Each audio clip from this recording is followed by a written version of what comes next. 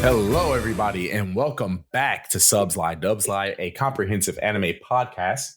It's your boy Jay, aka Versace Vegeta. I'm here with my dog D. How you doing, brother? Yeah, I'm doing pretty good, Jay. What's going on, people? Back at it again. Yes, sir.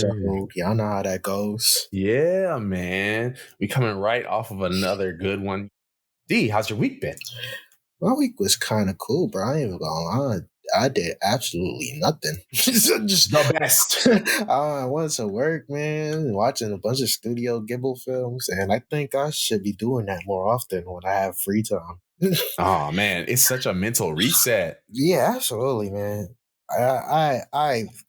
I do think that the youth need to watch that. Like, we grew up on that. I think they should grow up on it too, because it's some heartwarming, important moments that happen in that movie, in the movies, and I think as a child that can really shape you.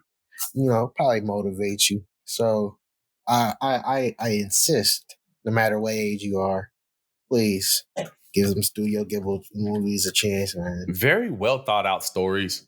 Yes, very absolutely. empathetic stories, right? It's always leading to some character that is able to change someone else's life view in some way or another, right? Yep. All of them have that sort of connection in that story plot.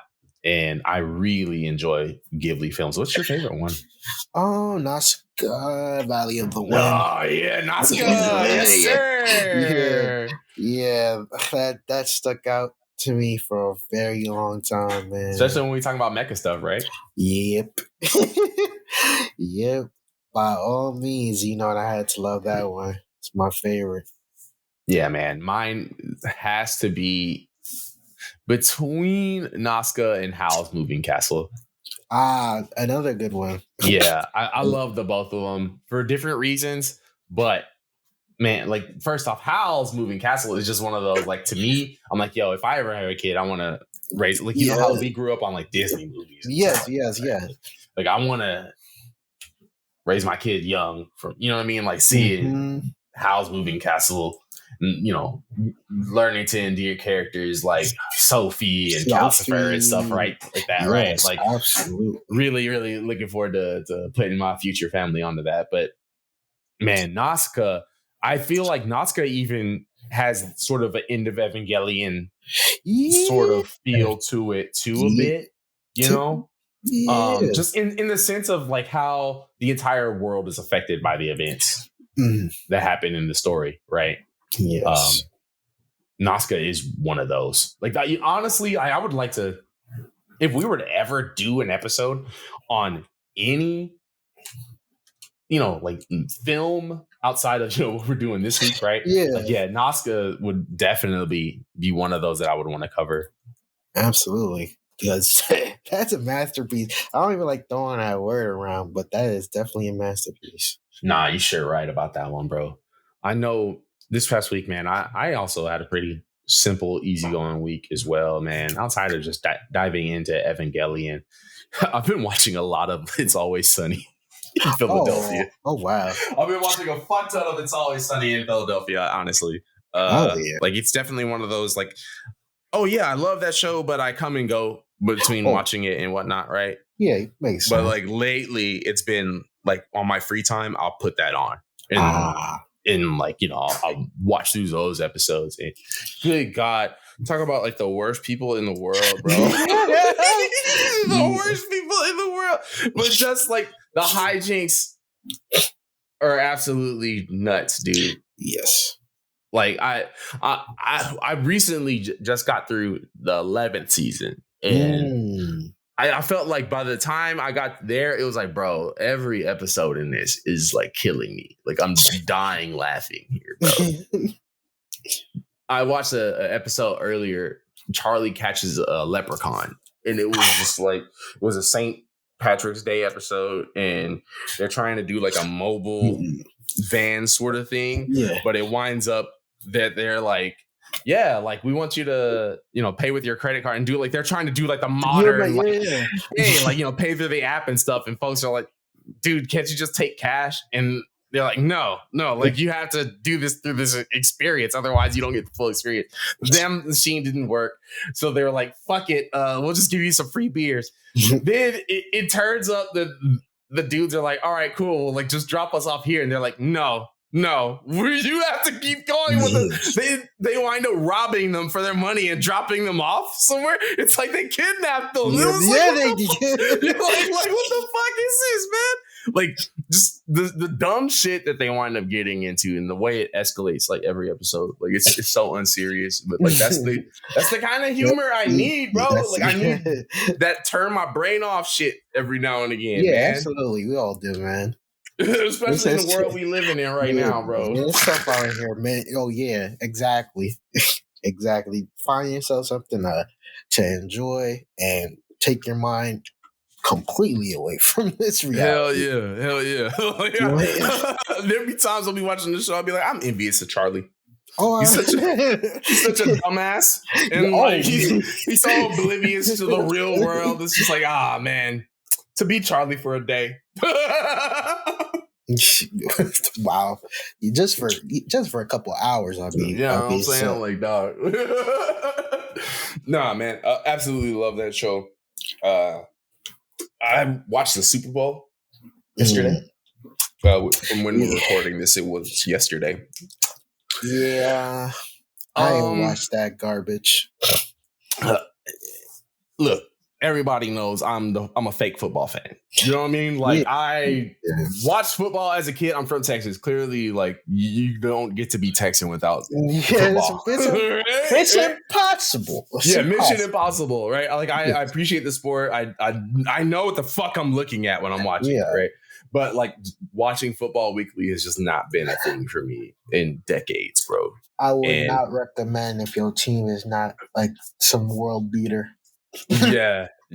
And even with that, man, like I haven't watched, I can't even say like I remember the last Super Bowl I watched for real. You know, like before last night, I was there for the halftime show, bro. Like, I think a lot of people were. And I did watch the NFC Championship game a couple of weeks back with our buddy, friend of the pod, Alex. So Alex. I at the very least, I was like, oh, okay. Eagles on top right now. Cool. Hopefully they go in and do that thing against the Chiefs. Because, you know, look, I'm American. I'm aware of popular culture. I'm aware of the fact that the Chiefs have been on their Triple H 02 through 05 run, right? So it was kind of cool to see. You know what I mean? Like my boy Jalen Hurts do his thing and demolish them boys last night. It was pretty nice. I've been on a no swearing pact for a couple months now. All I'm gonna say is the Eagles. I can't stand you. I can't stand the city of Philly. Oh yeah. Can't stand your coach. Jalen Hurts cool, but man, listen. I did not want any success for you guys yesterday. When everybody's talking about, oh, you rather the Chiefs win? Absolutely. The Eagles are that bad, bro. Absolutely. I don't want to see no happiness for EDP. What are you talking about? Exactly, man. I'm a Cowboys fan. The Eagles came in the picture and they're replicating exactly what we did in the 90s. So that's a little bit butthurt. But I can't sit here and watch the Eagles just win, bro. Are you kidding me? Heck no. See, I'm just so far removed from my Cowboys fandom that I was like, I don't mind this. I don't care. I don't care. Yeah. I was like, whatever. It's cool. But I could tell you, like 15 years ago, I would have been like, Eagles fan? Nigga, get this off my TV. Man, I wish nothing but the worst for the Eagles. And like I said, I do not like Philly. Philly fans are annoying. I don't care what y'all say. Y'all are ignorant. The whole works. Come at me. I don't care. Hell, It's Always Sunny in Philadelphia has taught me y'all are terrible people. Y'all are terrible people. Y'all are inhumane at times, especially when it comes to this sports stuff, bro. So I don't feel bad in saying I hate y'all because y'all really not that much of a good place I'm not even going. Let me chill out because I was gonna really violate the city of Philly, bro. I'm sure as a New Yorker, you got plenty to go in. It's a bunch of stuff to talk about that city, but I'm gonna relax, man. Happy that I'm not happy. I just didn't care at all. I didn't care. Like, it doesn't hurt me. You know what I'm saying? But I just really, whatever. I'm just outside of yesterday, the only birds you'll ever see me root for are the Hawks and the Falcons. Okay? Absolutely. You're doing the right thing, man. You know what I mean? Ain't no fucking way. It was cool, you know what I'm saying, to see, like, okay, cool. Like, they got their little thing in. They beat the Chiefs. That was cool. One little day. Only because I'm a non-biased party here. Yeah. Only because. That's it. Outside of that, I don't want to hear about it no more. The halftime show was dope, though. Speaking of things I don't want to hear about no more. The halftime show was amazing. That was really cool, man. And, I saw, the reactions, and the reactions kind of made me, almost break my swearing pact because, again, a lot of people, how do I say it in a nice way? Like, guys are ignorant. I should say, yeah. So, all right, man. Ignorant. Yeah. I don't know if it's just being obtuse for the sake of being obtuse, or like y'all just really. And I definitely always believe people are just being obtuse on purpose. Like, I always believe people are being obtuse on purpose. I really do, man. And like, again, for the message that was being displayed, you know what I'm saying? Uncle Sam, Samuel Jackson, and all, like, it's a lot. And I'm sorry that y'all didn't really, like, catch on. I mean, I feel bad if you didn't catch on because it's obviously in your face. You're 40 acres in a like, come on, bro. Yeah, it's a Kendrick Lamar performance. So, for as much as people don't want it to be, it is deep. There is as deep as people are saying it is. I would say there's even those that are going too far with how deep it is, right? It's on both sides of the spectrum, right? There are people who are just completely ignorant and they don't know what they're looking at, and they don't get the messages being sent. And then on the other side of the spectrum, there are people that want the message to be something that it's absolutely not. Yeah, absolutely not. Absolutely not. I feel like if you are in tune enough with Black American culture, and I know a lot of people are definitely not, unfortunately. But if you are in tune enough with what it really is and what it really means, right? That was beautiful. That was a beautiful performance to me. That was a great performance to me. And I'm not even talking like to me, that performance really ain't got nothing to do with the beef. Like there's parts that are referring to it because the song is about it, right? Yeah, bro. But I don't think that the song that Not Like Us, the most popular song in the country last year, one could say in the world, right? Mm-hmm. For him to build up to a performance of that song doesn't mean that the entire performance was about that song. I think they know that. I just think that they got to get the agenda off, which I get it, man. Because for a lot of people, it does. The beef is all that there is. But you know what I mean? It's crazy on both sides the way how y'all be. That's what I'm saying. Yeah, on both sides. Like both sides, bro. I am a fan of Kendrick Lamar, who, quite frankly, is not going to turn off Drake's music every time I hear it. Right? No, absolutely not. Drake got some slaps, bro. I'm sorry, bro. I'm still listening. Rap beef, like I said last year, man. Rap beef to me, man. It's good. It's healthy. If nobody's dying, it's great. It's cool. It's two people going at it, but it do get corny. And y'all, it's not even them making it corny. Yes. On top of whatever the lawsuit stuff, that's a little bit crazy. But nonetheless, the fans, y'all are just dragging it, bro. It's about to be almost a year since this happened. Yeah. Please let this go, man. It's okay. And it's like, it's I okay understand. For people to lose, man. It's okay. Yeah. For people to lose. I understand talking about rap beefs, like, bro, like, yeah, people still talk about Nas and Jay-Z to this day, right? Yeah. That's fine. But like, have something to say that's not just a repeated opinion that you read or heard on a video that you really liked and you decided was now your own thoughts. Like, don't do that. Don't do that. I don't want to see that. I don't want to see that. I don't want to hear that. That's mad annoying. Yeah. Like y'all are, man, y'all look like crazy people. Yeah. Realistically, y'all look like crazy people. I'm sorry if you did not look in the mirror and saw that. It's okay to not prefer some shit. It's okay to say one thing is for you, one thing's not for you. Like, hey, that's why Coke and Pepsi exist, bro. But at the same time, like, let's not go around and being like, worst Super Bowl halftime performance I've ever fucking seen. Yeah, ain't watching. Like, I was like, damn, nigga. Y'all ain't watching. Like, come on, bro. Y'all not, like, it's not. Listen. Let me tell you this. Rap, very, very, very, very, very, very hard to perform in places like that. Yeah. And it still conveyed a great message. So I'm still like baffled. Like, oh yeah, the Pop Out concert was better. Like, yeah, that was 2 hours uncensored.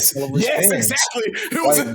He got to perform like a whole set. He was the performance that night, by the way. Yeah, bro. He's like, come on, the event.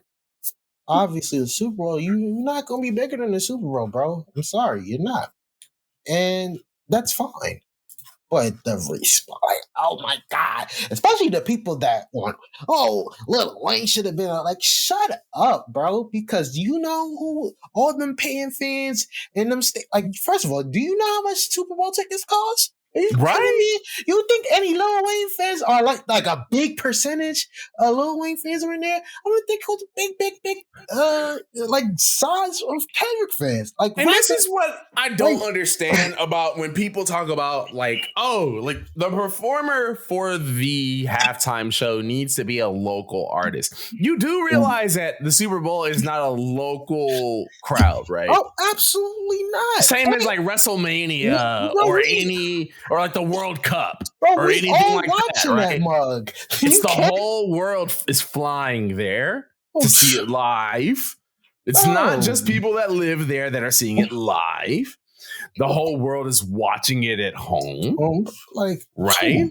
So it needs to be a performance that translates to the whole world. And when the whole world is listening to a specific artist, why would you not? You capitalize, bro. Unfortunately, if you don't like the man, too bad. He's hot. He was hot. His run, he's on a crazy run. So of course you're gonna put him on. Are you stupid? Bring in Lil Wayne. I liked Lil Wayne when I was growing up, bro. I don't think Lil Wayne would fit the Super Bowl. Yeah. I don't care if it was in NOLA. What? Not at all. What does that mean? That don't mean nothing, bro. The people yearn for nostalgia, bro. That's what it is, man. The people yearn for nostalgia. I understand, like, yeah, if you're watching the Lil Wayne a Millie video and you're watching him walk through the video and you're watching him do the raps and you're sitting there thinking, why couldn't I have got this last night? Bro, he can't even. He can't. Remember, you're watching a music video that was edited, recorded, bro, from 2008.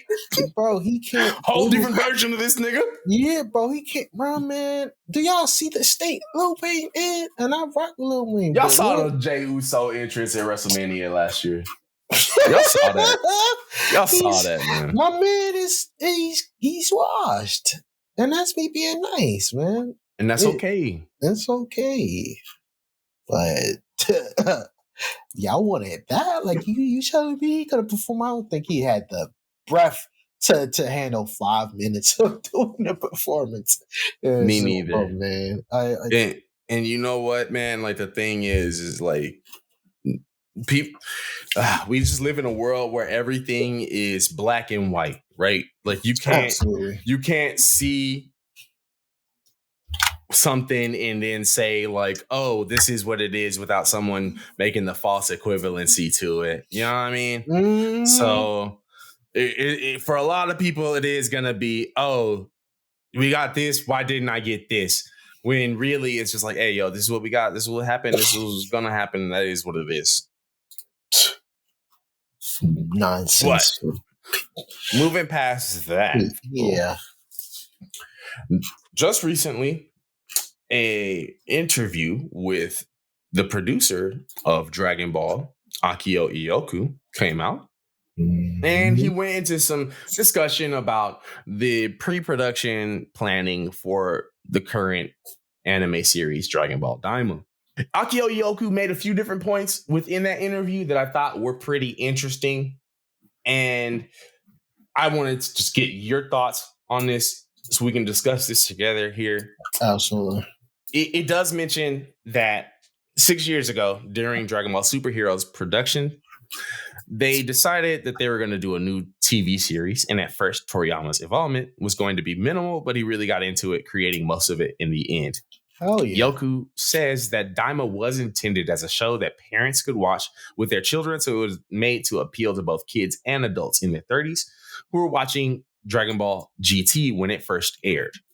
So obviously they were attempting to appeal to that same sort of sense of having Goku as a child character as we got in Dragon Ball GT, right?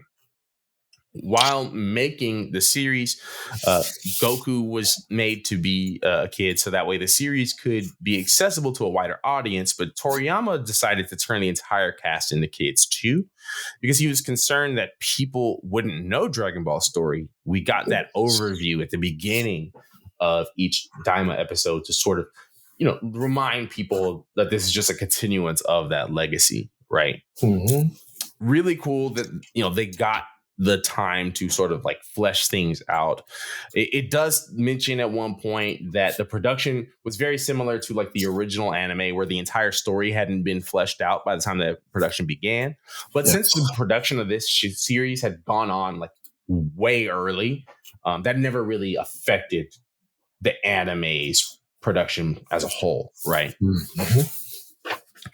Does mention little details like how people with pointed ears were originally coming from the demon realm, and how Iyoku believed that Toriyama had that vaguely in his mind for a while, and how he didn't just come up with that for Daima's sake, which I would believe too. I believe that.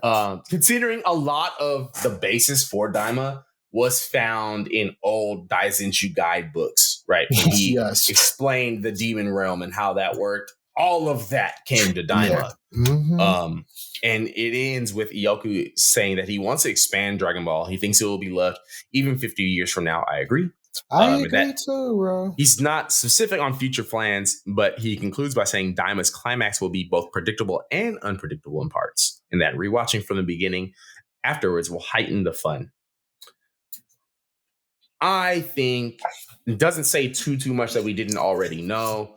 If you got common sense. But one takeaway that I get from this, if you've got common sense, you can understand that we're paying homage to GT. Yes. And this isn't just GT again. And I want to point that out because for the longest time, since before the show came out. Before it came out, when they saw the little image of Goku as a child. Through its entire run thus far, every week for the past 17 weeks, this is just GT. This is just GT2. This funny. Is GT all over again. That is not funny. I don't understand how we... I do. People are hyperbolic. I do understand it. But it's just like, why do we got to do this, man? You know why is it that it can't just be, hey, GT came out 30 years ago, so obviously it's time to pay homage to that. And instead it's like, we're getting GT again, and then when we get fights like Goku and Super Saiyan 3 and stuff like that, then all of a sudden it's like, oh man, this is the greatest stuff ever. Yeah, man, oh my god. Like, this is the shit. Again, y'all just like smash, smash, key blast, punch, punch, transformation. That's all y'all like. I don't understand, bro. I don't understand. Y'all are kind of y'all different, bro. Legitimately, if you came strictly to watch Dragon Ball and Dragon Ball, essentially to you, it's just the fight only, bro. That's like, man. Listen. I find that kind of dumb, but I digress. You know what I'm saying? Yeah, it's good animation. Like I like Goku himself fights one of my favorite fights. You think I'm just head strictly into that fight and just care about that fight alone and not exactly how we all came to be? Are you kidding me? Are you absolutely kidding me? Like everybody brings up the word lore and all of Yeah. this, and I don't really care about none of that, man. I see the jig. I bet see the jig. And it's like, man, why can't I understand that people are always going to make comparisons to things, but They stupid. why do we have to tie the legacy of one show that was produced just by the film studio without Toriyama's direct involvement too much to a product that we're told from the jump Toriyama's last story? Well, yeah, it's his last story, meaning it ain't like from the minute I saw that, I was like, okay, I'm great because I know that Toriyama's not gonna make garbage. But apparently, like it still got the GT stench on it for whatever reason because the kids are little. And the thing is, dude, I would say that Daima, without the characters being little, would be mid. Yeah. And the reason why is because if you structure all these fights the way that they go in the show is structured around these characters are smaller. So they have to work around their limitations in order to get through these battles, right? We understand that Goku and Vegeta are already powerful characters. Mm-hmm. So seeing them do these feats in smaller bodies is going to be just that much more impressive. I thought people would understand that, but apparently not. So here we are. I feel like some of the most simple, explainable, like some of this stuff does not need to be explained, and it's still being explained. And it's kind of getting to that point where I'm gonna just start saying that y'all are not, bright, and I don't want to do that. I don't want to have to do that either, but that is where I feel like it's coming to at this point, bro. Because y'all are giving me that vibe. Folks are just reactionary. Yeah, it's just they are, and that's what it comes down to, dude. Man, people are reactionary, and like all of this stand wars over like, oh yeah, this sucks. Like, cool. Shut up, bro. Just shut up. Like, and we'll come back to this topic in like a month. But when Super Saiyan 4 doesn't happen, and people act like this whole series was mid because they didn't get their wish fulfillment, I'm gonna laugh so hard. Me too. Me absolutely too. Because me personally, as a fan of what Dragon Ball really is, I'm enjoying Daima.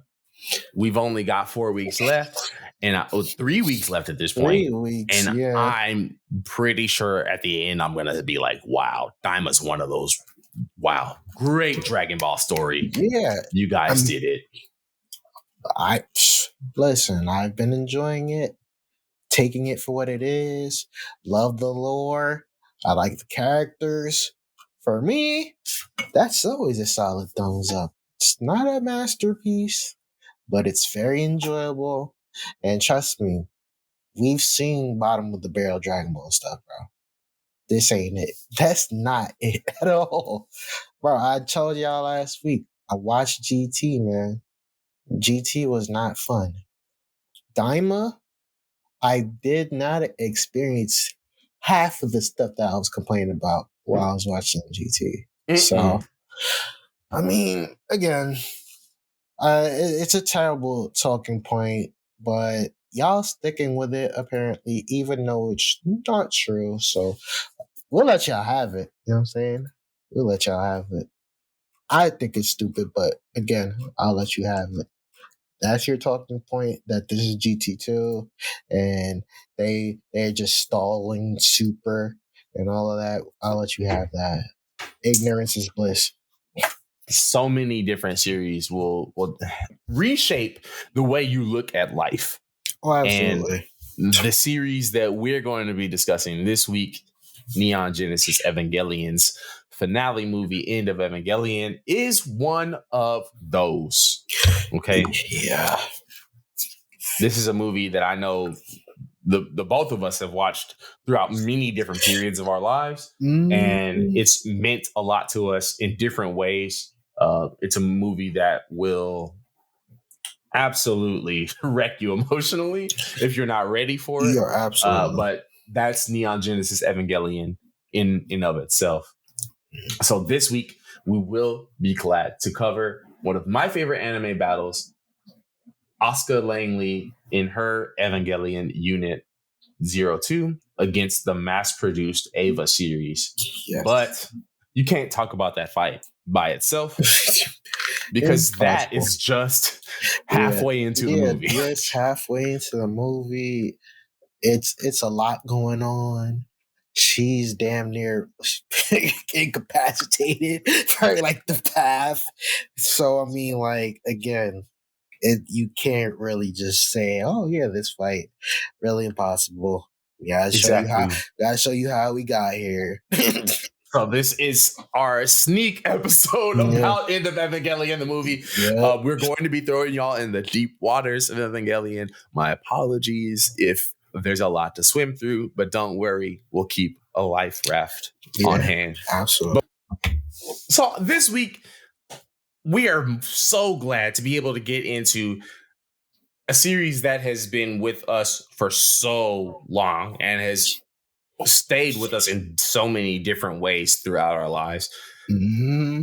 Tune in after the break as we get into the End of Evangelion and the battle between Asuka Langley and the mass-produced EVAs. Tune in after the break.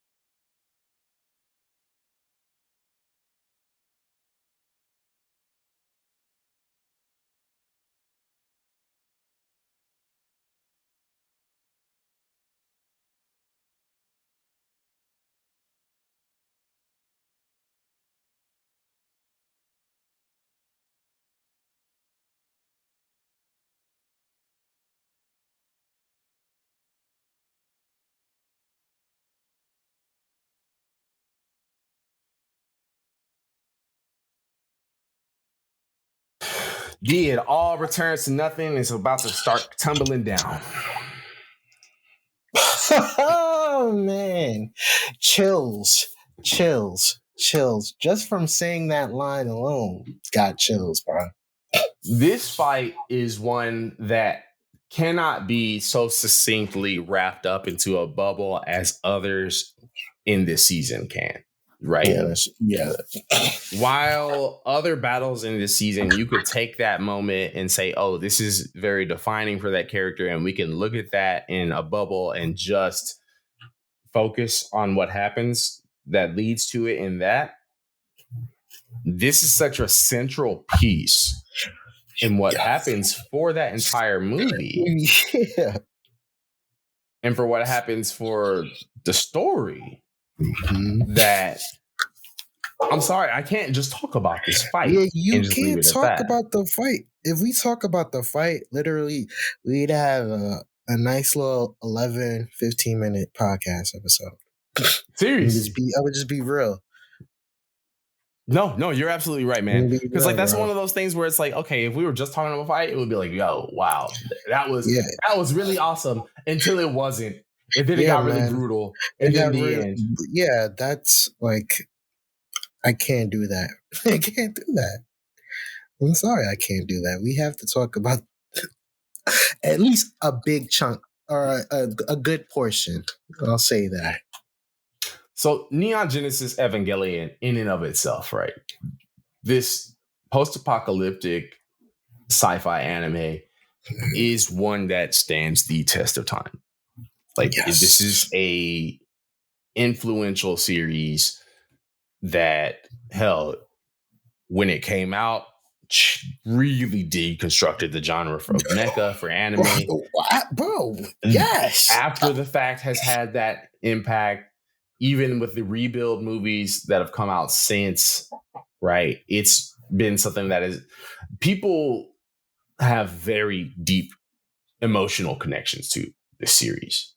Yes. And it's because you if you watch this and you put any time into really like trying to get what it's giving to you out of it, you will be deeply connected to Evangelion. Mm-hmm. Well, what's your history with the franchise as a whole, man? 05, scrolling through forums. And back then everybody had their top 5 series that they would always talk about. Berserk would be in there. Lane would always be in there. What else? Because there's so much. Like there's a image, like there's like a little meme was like, oh, the snob starter pack. Yeah. Where like all the like critically acclaimed anime, and that's Neon Genesis. I found that out. Should I have been watching at the time? No, I guess so, because it was still cool. Like, bro, I like sci-fi and I like mechas, so it's like great. Watch that, bro. I did not expect to be getting hooked to like just the story being told. Although I could not relate to Shinji at that time of my life, I was like, dang, bro, I ain't never seen a character go through this. Like, I've seen characters get beat up, right?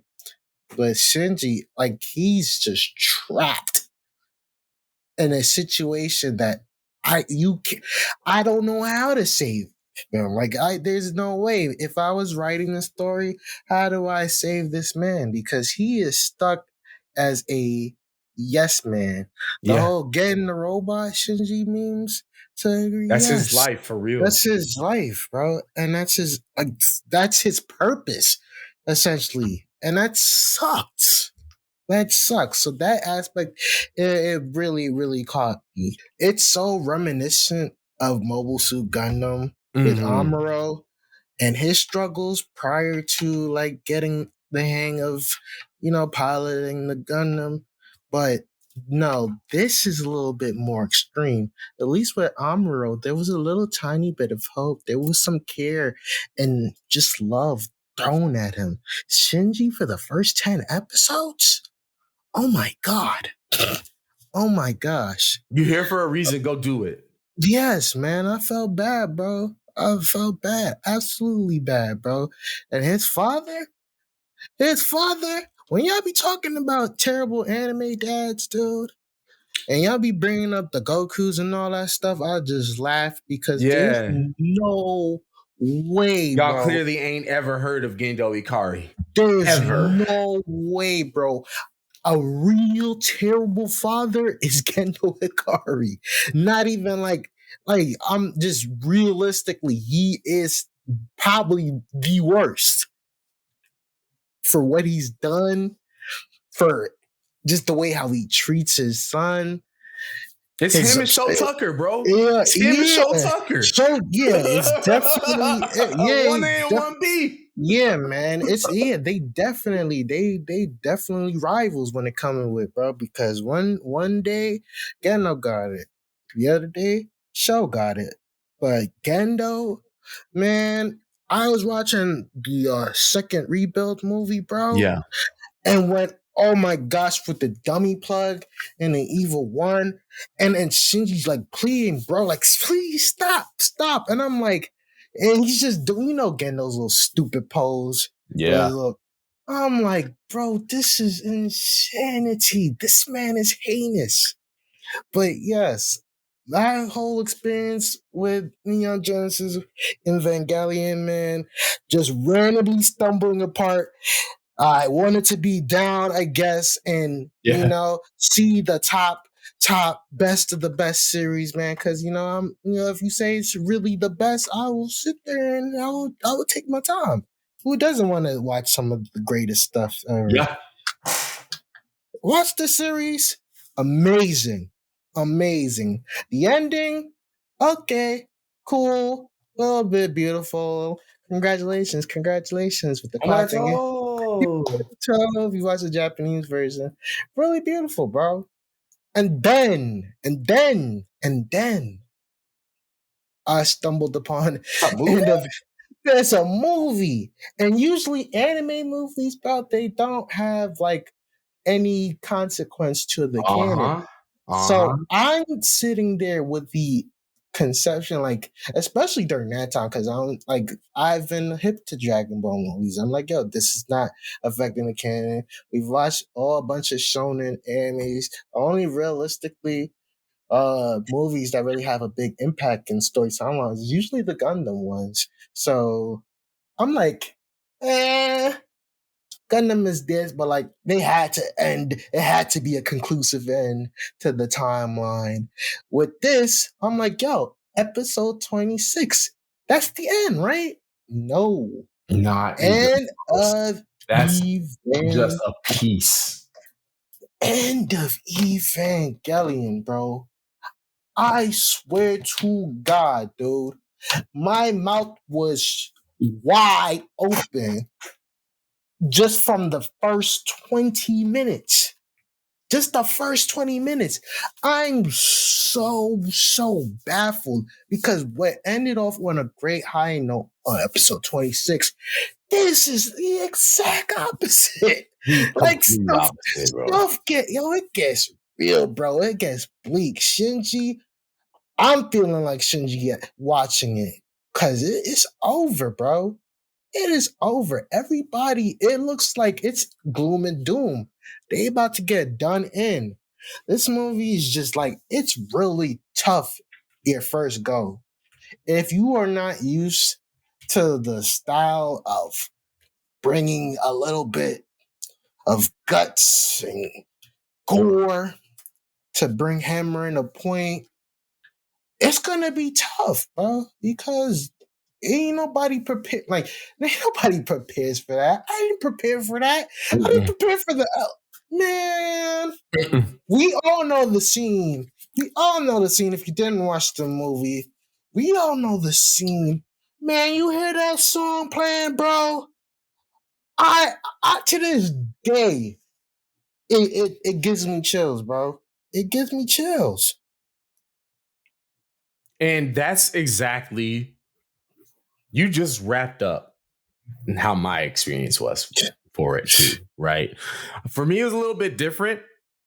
I'd always been aware of Evangelion, much like you, right? Where it was like, oh, okay, I know this is one of those ones. I had just never seen it. Fast forward, it's 2009, and I'm working at a game store. One of my regular customers and good friends there was like, yo, you've never watched Evangelion? I'm like, yeah, nah, man, I've always wanted to watch it, but I've never seen it. He's like, all right, bro, no. Come by after work, bro. We watching Evangelion, right? So we sitting there, we talking. He puts on, he's like, you know what? I know what kind of stuff you like. So I'm going to tell you what. We're going to watch Death and Rebirth of Evangelion to get you just kind of up to speed. I'll let you know if there's any, you know what I'm saying? Like, let me know if you got any questions. But then we're going to watch the movie. Because Death and Rebirth is basically just a recap of the TV show. Yes. And he was like, go ahead and watch the TV show after that. But it's the movie you really need to see. Absolutely. The movie. So, you know, I'm watching it, and from the jump, I'm like, huh? Yeah, bro, it's such a whiplash, man. Huh? Like, What's going on here? We had a good moment in episode 26. What's going on? What's going on here? My man was disgusted with himself. Bro, yeah. You know how the End of Evangelion starts. You know how Evangelion. Bro, that's what, bro. Like I said, my mouth was like, whoa. I said, wow. We're doing a lot here. And the movie just goes into it further. And honestly, I remember the thing that stuck with me the most, outside of just the instrumentality scene and, you know, calm playing over that, was Asuka's battle with the mass-produced EVAs, the EVA series. It was, I'd never seen a mecha battle that, first off, I didn't know at the time that Hideaki Anno was such a big fan of Ultraman and Tokusatsu. So seeing a mecha series that's produced in a way where the battles are staged like Tokusatsu fights, like that stood out to me. I was like, whoa. Like, this is like, everything is like kind of like it's like a set, like the way a Tokusatsu fight goes. So I thought the fight looked really dope when Asuka was beginning the fight, but then as it went further and then the mass-produced Evangelion showed up, I was like, this is one of the most like whiplashes, like emotional whiplash moments in the movie ever. And nobody expected that. I'm telling you, I didn't expect that. So obviously, me being in my early 20s at the time, I dove deep into Evangelion from that day forward, right? And this isn't a day and age where you can just go to YouTube and get like some video essays takes. Like, nah, you got to do the research yourself, buddy. Nah, you got to. And I watched the whole series after that, and I revisited the movie. And I got to tell you, there was a period of time from like 2009 through like 2013 where I probably watched End of Evangelion like once a month. Every month. Wow. Like I would show the movie to friends of mine that were familiar with Evangelion, friends of mine that had seen it before, and it would just be like, yo, like, no, like, look at this shit, man. Look at this shit, man. Like, this is insane. And it's because not only do you have these events that are very dramatic for the characters, but the way the movie makes you feel. Well, yes. Yes. You come to this form of acceptance with your, if you have any empathy in your heart at all, right? Yeah. The characters are being basically like just their entire personalities are being broken down right before you. And their entire motivations are being just deconstructed and recombined. And look, I could tell you about it and how it impacted me, but I would rather go into the movie. So, absolutely, we have to sort of set the stage before we can even get to the fight here, right? Where End of Evangelion picks up, it basically is a director's cut for episodes 25 and 26, right? When you're watching the TV series, those events that you're seeing are the mental experiences of Shinji Ikari. And I know that's going to sound weird, but it's the truth. By the time we get through what happens in this movie, you'll have at least a better grasp on how that even is a concept here, right? Mm-hmm. When you see the movie, these are the actual events that are taking place. So it's pretty wild to see how this all comes into place, because from where the TV show had just basically left off, Shinji is extremely comatose almost. Bro, an understatement. In one episode, episode 24, Shinji is introduced to the first person that has ever come up to him and treated him like a person and just accepted him from the start. Mm-hmm. That being Kaoru, right? Oh, Kaoru. Kaoru is an interesting character because he, in terms of the series, you're introduced him as like, oh, he's just like another pilot. He's here to replace Asuka because she's depressed from an extreme battle with one of the angels that they had recently fought against. She's just undergone quite possibly an entire mind fuck. Yeah. Because from the last time that she battled an angel, it was these angels are. Oh God, I had to go into the deep lore. The angels are aliens. Okay, that's just the angels are the enemies of the weak. Okay, all right. The monster that comes down from space and they got to fight in a robot. That's what the angels are. Okay, and the last one that Asuka fought basically made her experience her entire life and all of her traumas in one go. Yes. And she's reeling from that. So she isn't able to synchronize with her Evangelion. That's their giant mix that they pilot. Whenever a pilot uses an Evangelion, they have to be emotionally and spiritually synced with it. Yes. There's a whole thing there, right? Mm-hmm. But basically, she can't get in the robot. She definitely cannot. So Kaoru gets really close to Shinji, and you find out Kaoru's the last angel. Kaoru, this young boy. This young boy, you think, man, somebody positive for Shinji. Can't believe it.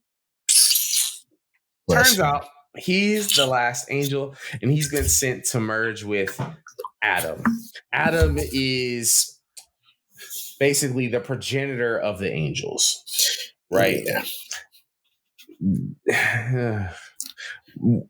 Stay tuned for the eventual sequel to this episode where we go into Evangelion deep lore, because there's going to be a lot of stuff that this would be a 3-hour episode. Okay, absolutely. Yeah. So just trust me. Just trust me. Just nod your head and be like, "All right, Jay," and like maybe look up these things while you're listening. Right. Mm-hmm. Basically, if Kaoru is to merge with Adam, then the angels will be able to just get rid of all humanity. Right. Yes.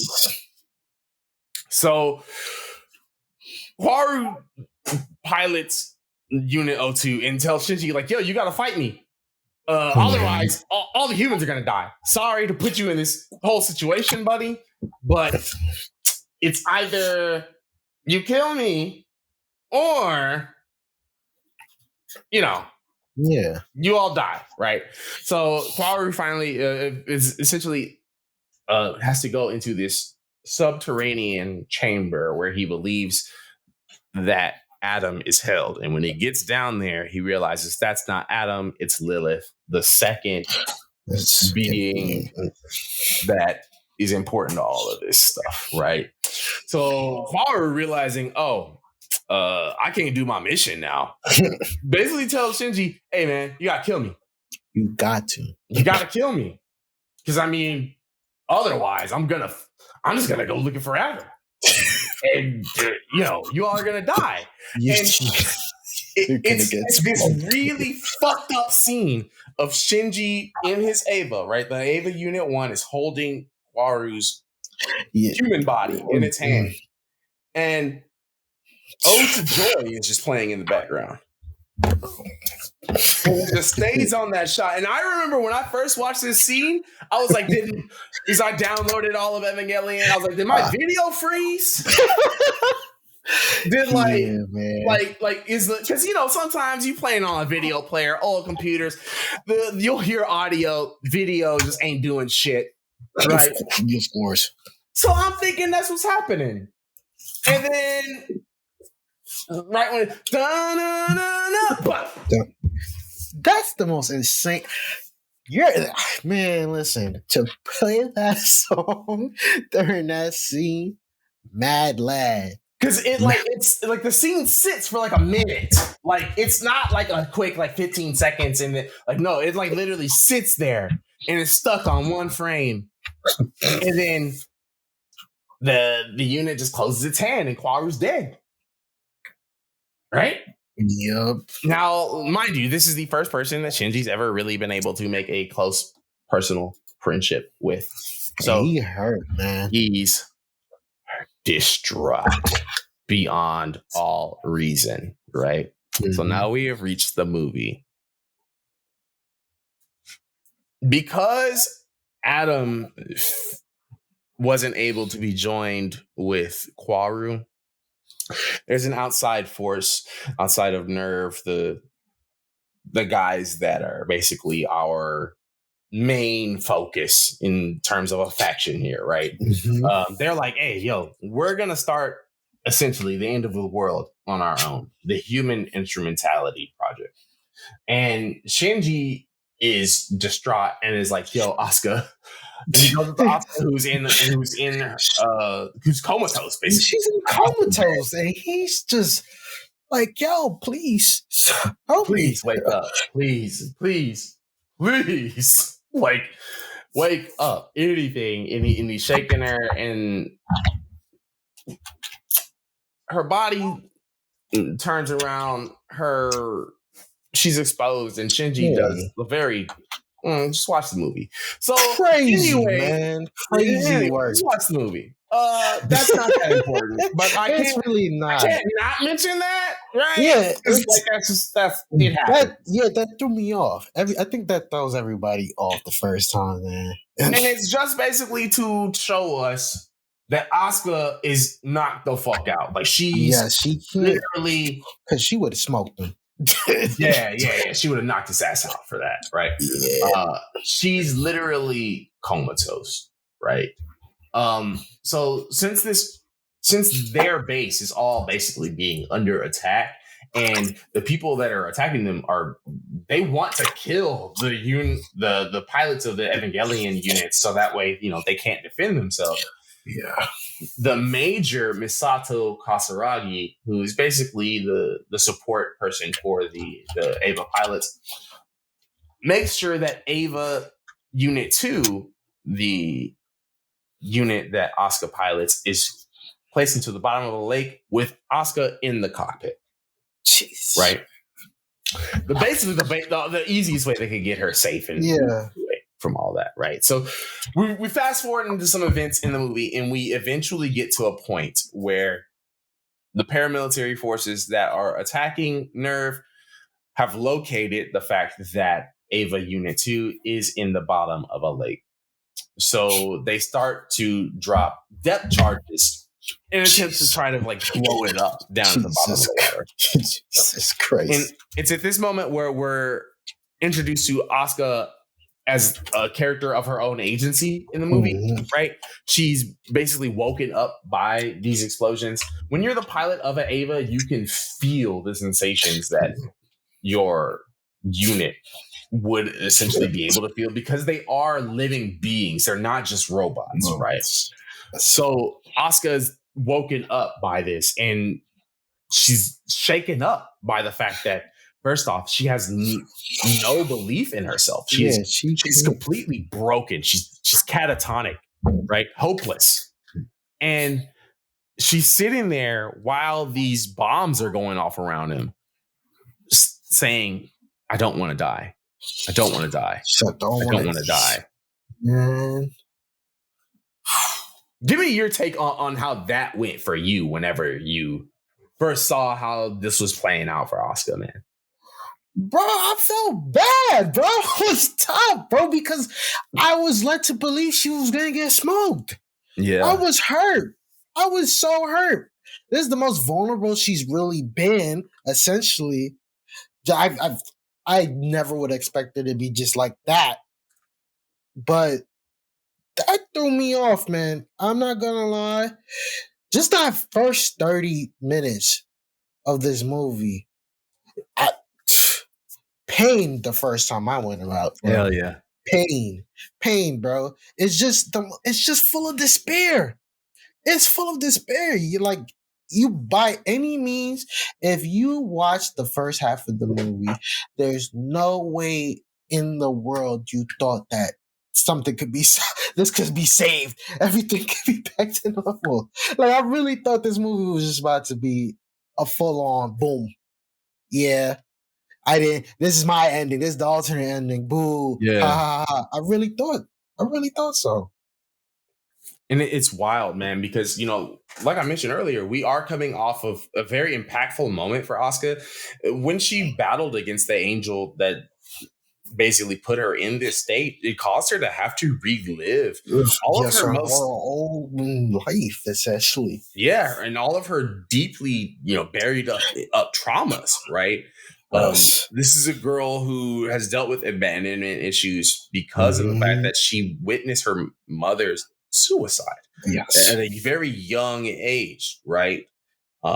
Her mother had, much like the mothers of the pilot of even, Shinji here, right? For those that don't know, in Evangelion, oh yeah, the source of power for these Evangelion units is the pilot's mother's soul. Your mama's soul. Crazy in it. So we have this traumatized mother's soul who's protecting her child, basically, in EVA Unit-02. When you take into consideration that Asuka's father had been unfaithful to Asuka's mother, Asuka witnessed that as a young girl, which then caused her to seek out connections with other people, wanting to be wanted, wanting to feel needed, right?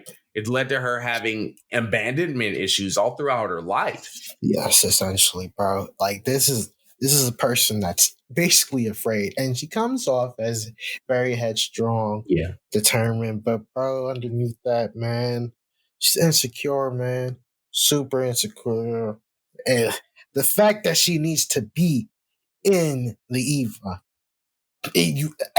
that's what makes her feel. That's her purpose. That's her sole purpose.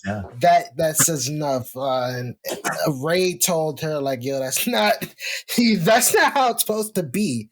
If you watch the series, and like I agreed, but essentially this is her. This is her, man. That past of her, it just really ruined her as a person. And it really plays out in this because you see that she's in despair, right? She feels like she's got nothing, and she's afraid of even losing her life. And in these moments, she's whispering, "I don't want to die. I don't want to die." You can hear in the background her mother's voice saying, "You're not alone. I'm here to protect you. I'll never let you stay alone. I'll always be with you." That ain't hard. I know, right? Because like man, bro, some lines, man, like, they cut deep, bro. They cut deep. A lot of lines in this movie cut deep. A whole lot of lines in this whole series, for real. Absolutely, in this man. whole series, man. But yeah, you're absolutely right. Like, it's one of those where, if you've got any connection with your mom that's positive at all, like, you feel that, and you can feel where it's like the moment it clicks for her and she's able to hear her mother's voice, right? It flips on a switch, literally. It takes this feeling of abandonment to immediately, she's like, "Mom? Mother?" Yeah. And she feels protected and fearless, right? You've got Shinji, who's paralyzed by his fear from this moment of killing Kwaru. And here you have Asuka, who's going through that on her own. And now she's immediately in a moment where she can actively take control of her fate, right? Yes, that when you take into consideration. Oh, go ahead. I was gonna say a beautiful moment, man. Like you see the genuine happiness in her. She feels very relieved, and for the most part, we all wanted it. I think Hideki really loved the character. I don't think he got to really show her off in the TV series as much as he wanted to. So he made sure he did his damn thing in the movie. 100%. Well, see, I was going to bring that up, right?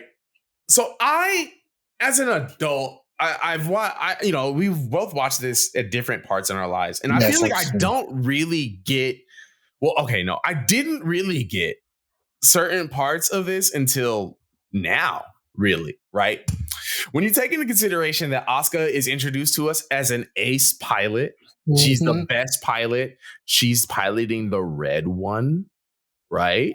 Yeah. In the 90s, if you're a mecha fan, you're looking at her and you're like, oh, she's going to be the best pilot. Yeah, she's going to be the ace pilot. And what happens in the series? Baby, man. She gets beaten every time. Every time she gets to pilot the EVA, it's always something gets in the way of her being the best.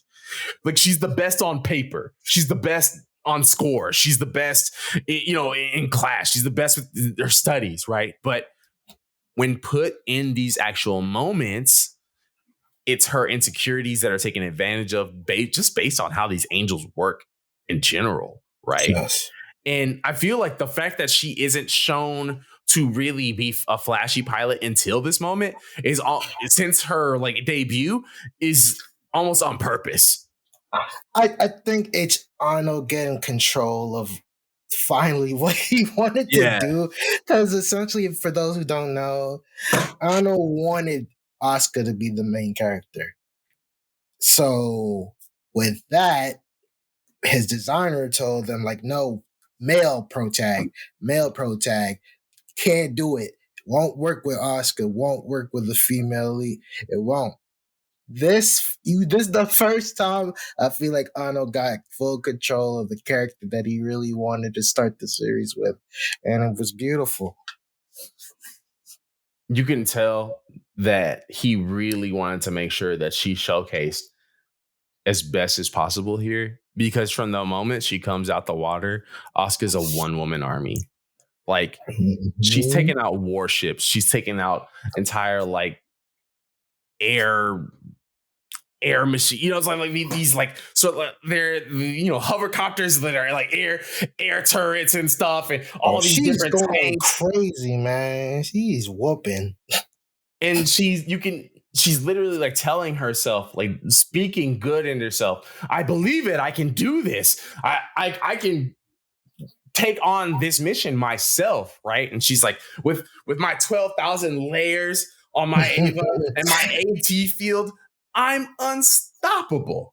Yes. And really, she is, right? The absolute terror field being this, shielding that literally anything they do just cannot touch her as long as she's in full synchronization with her mother's soul. She was unstoppable. Yeah, she was unstoppable. You were led to believe that this would probably have a happy ending now because she's doing it. And it's wild because this is the first time you get to see, a human on human type battle, right? Yeah. From what you believe, these guys got nothing but tanks and ships and planes and helicopters. They can't touch her. Yeah, they can't move her, man. And it's shown in this battle, right? She is at her strongest, most resilient in this moment. This really is her most triumphant battle in the whole series. Yes. Right? She's struggling for her meaning up until this point and essentially finds it and is able to feel defined in her existence. It's only until SEELE, the outer group that's planning this entire attack, decides, well, since our militaristic forces can't do it, we have to fight fire with fire.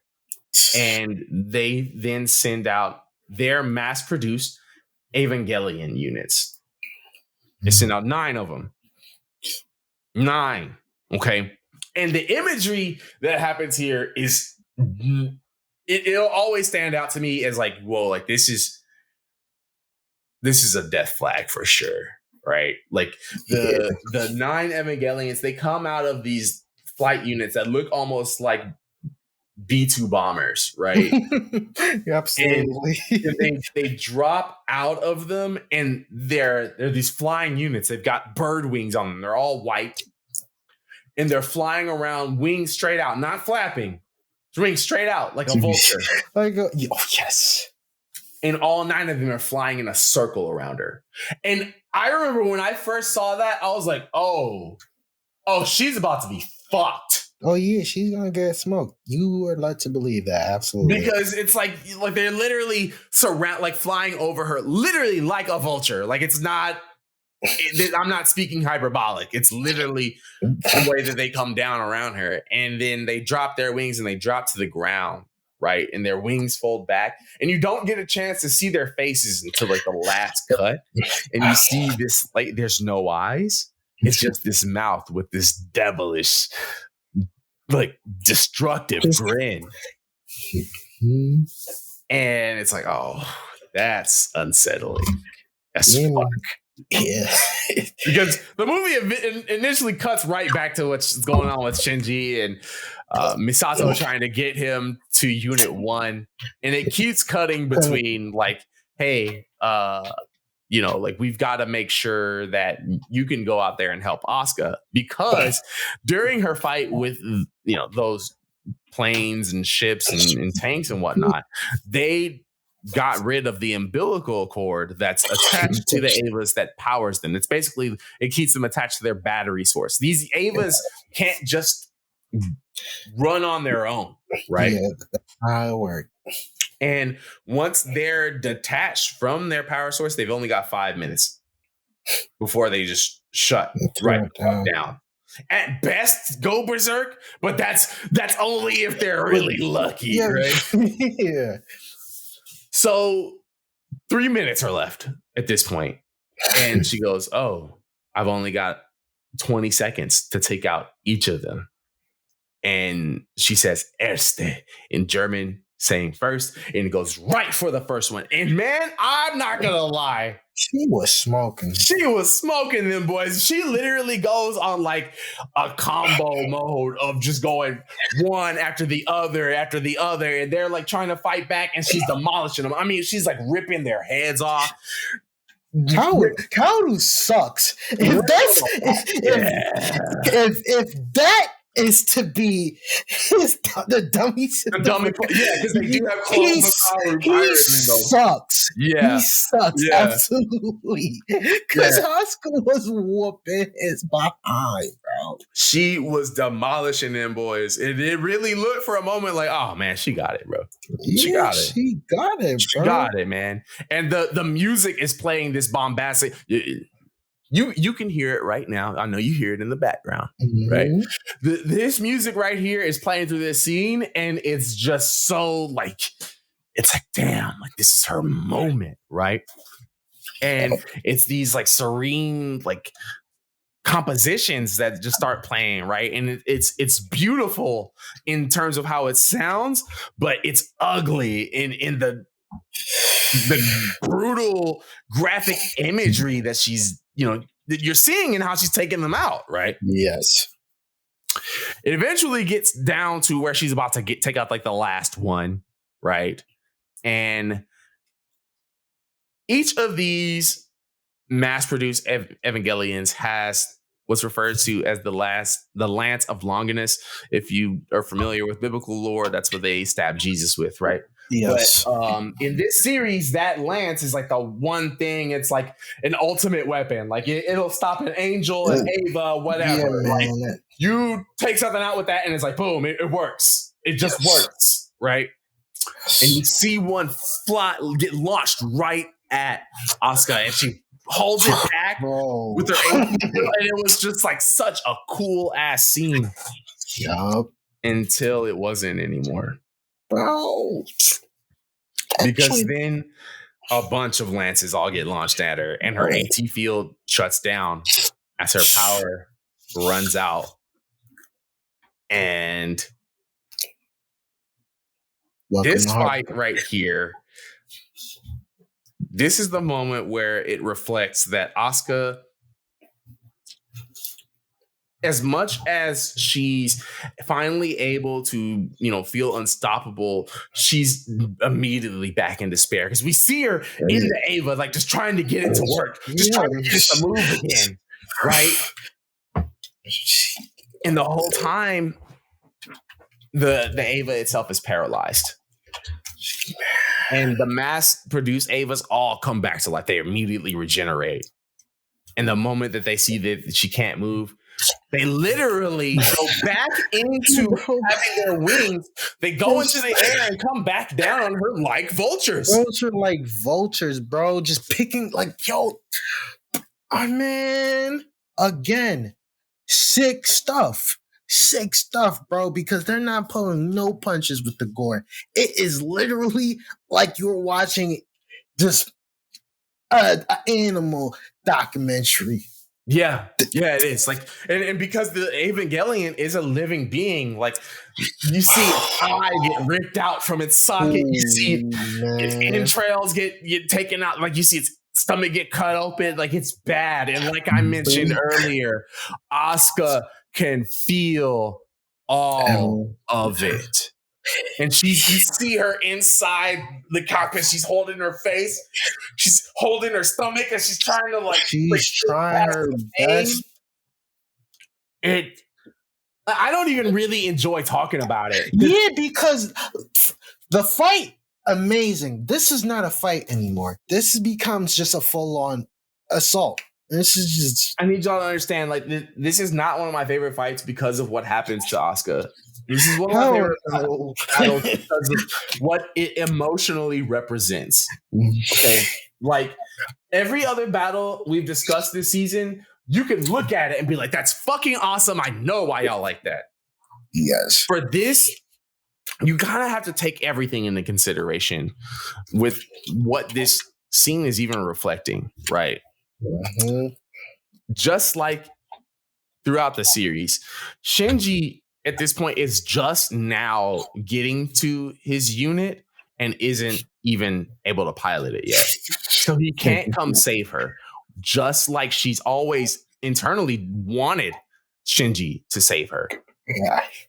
Just like her Eva is paralyzed, he's paralyzed and self-doubt. So the two things that she's depending on to try to come to help her, she doesn't have. The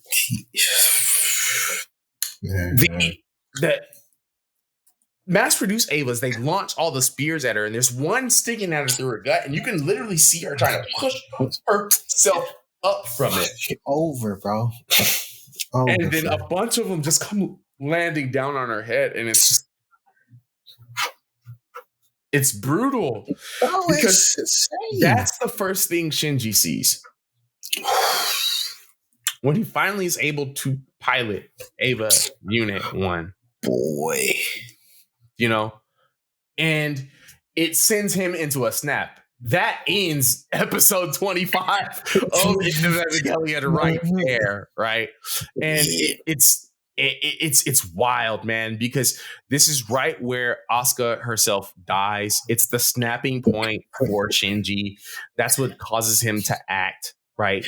But it's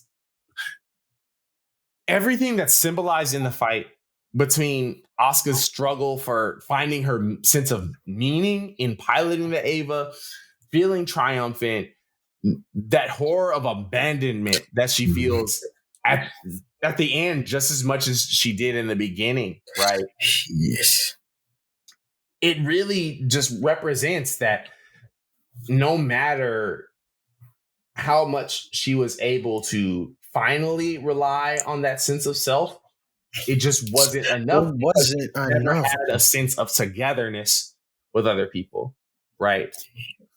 She never was able to feel that in a real way, and you feel for her because by what we think, this is the end of it for her completely, right?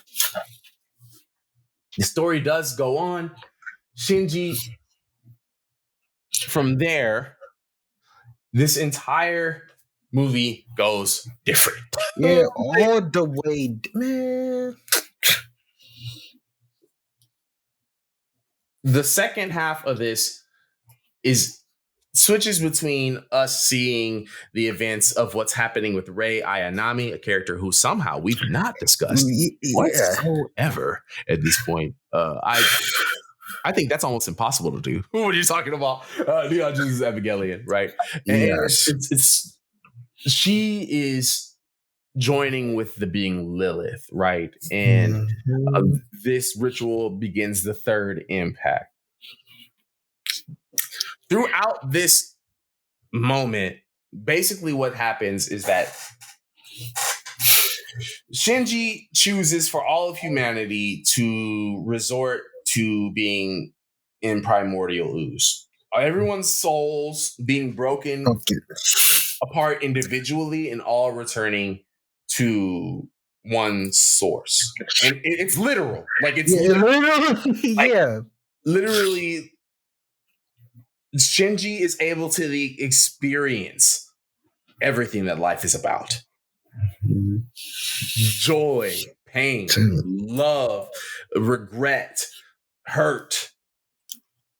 And in this moment of instrumentality where Shinji is being guided, he is able to come across these representations of the women in his life, right? Oftentimes, they say that, like, women are represented as the maiden, the woman, and the old woman, right? Yeah. And that's sort of like the representation that we have, right, between Rei Ayanami, Asuka, and Misato when it comes to how Shinji interacts with them. But Shinji is a person who really has never understood people in general. Very inept when it comes to social activity. So in this moment where all souls are this single living consciousness, he kind of witnesses these things that he's never experienced or even considered before and decides, wait. Actually, I don't know if I want all of us to just not exist anymore, right? Like, I would like to exist again. I would like to return to my physical body. And his mother's soul basically tells him, like, yeah, well, you can return to your physical body if you have the will to, right? Basically stating that because Shinji decided not to go through with all of humanity just always being stuck together, now humanity can go back to being individuals. So this leads to the final scene where Shinji's been rematerialized and he's laying down on a beach, and Asuka is also laying right next to her. Now, a few things got to get communicated. When Shinji had a vision of Asuka while he was a part of all of human consciousness, there was a moment where he comes across this vision of Asuka and he chokes her. Basically acting out of, like, this is his first, like, time of acting out on his feelings and, like, acting out on his impulses, right? He's always held himself back in every situation. And in this moment, in order to feel like he himself is even real, right, he reaches out to Asuka and grabs her by the throat. And it's wild because, like, that, it's almost like representing, like, that's his base emotion, right? That's his base feelings coming out. But in that vision, she's like, you just need to, you want to feel loved. You just want to feel understood, right? And you only want to use me as an escape for your lack of understanding for the world. And it's like that sort of moment that kind of, like, leads to him deciding that he wants to be an individual again. So when he sees Asuka next to him on that beach, he chokes her again to see if she's real. Yeah, to see if she's real, man. And she caresses him on the face, and he lets go. Yes, beautiful moment. The last thing she says is, "How disgusting." Which that line has been psychoanalyzed for the past 18 years in many different ways. I'm not going to add to the pile today. Yeah, come on. To me, it just is a reflection of human existence, right? It's just like she's disgusted by the fact. Yeah, she's not like, it's just the fact that she's embracing another person. Yes. It's like, she's not used to it. And as like a child would react like, yuck. Yeah, yuck. Like, really? Like, I just felt for you? Yeah. Wow, like, gross, right? And the story ends from there, right? I implore that anyone who has not watched this movie, go watch End of Evangelion now. Like right now. It's on Netflix. The entire series of Evangelion is on Netflix. The recap movie is on Netflix. If you feel like you ain't got that time, but hey, I'm gonna tell you right now, you're gonna watch that recap movie and you're gonna be lost. You're gonna watch.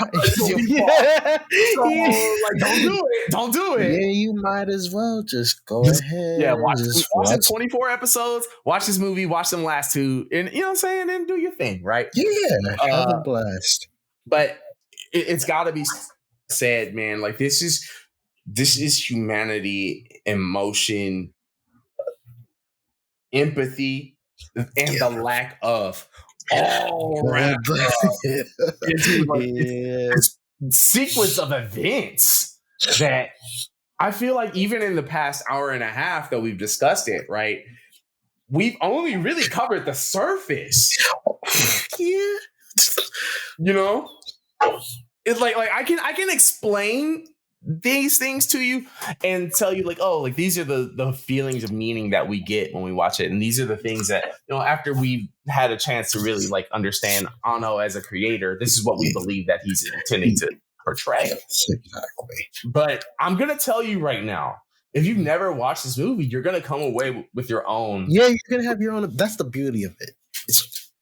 That's the beauty of it. You're going to come away. It. Like, it's because the point of the movie is that we all human.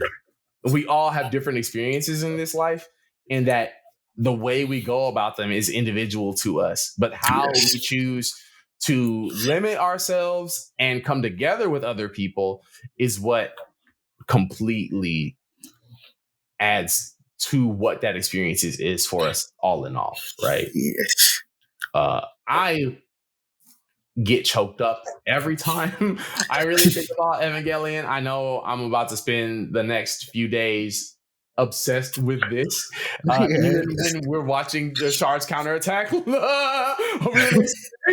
gonna still have Evangelion in my mind, in how Char's counterattack was like the biggest mecha movie before this, right? And I'm gonna be looking for connections because I know they're there. Like some things I know you could say, oh, it ain't that deep. I'm sorry. When it comes to Evangelion, it's that deep.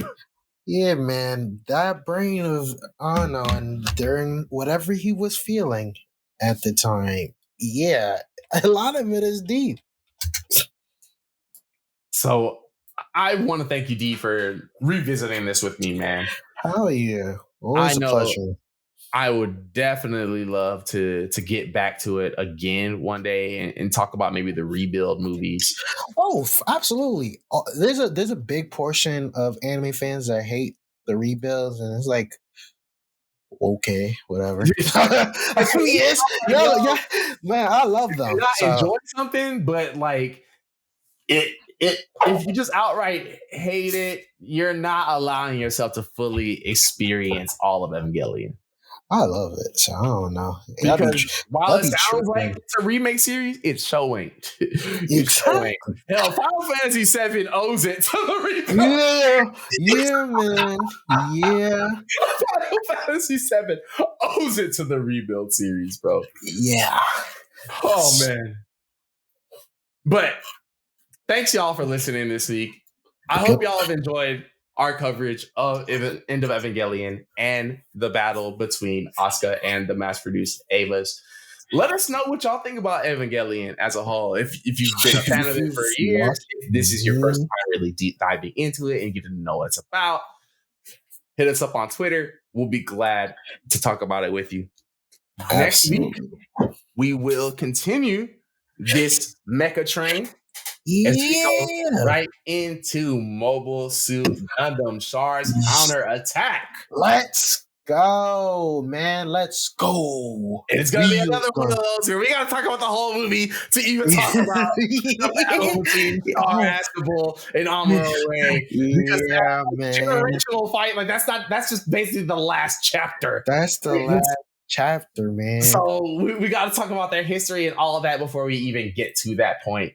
And we definitely will be glad to. So make sure y'all tune in next week as we get back on it with Char's Counterattack. But until then, subs lie, dubs lie. We don't, never have, and never will. Damn right, man. Y'all tune in next time. We out of here. Yeah. Peace. All right, your boys. Us never them. Never them.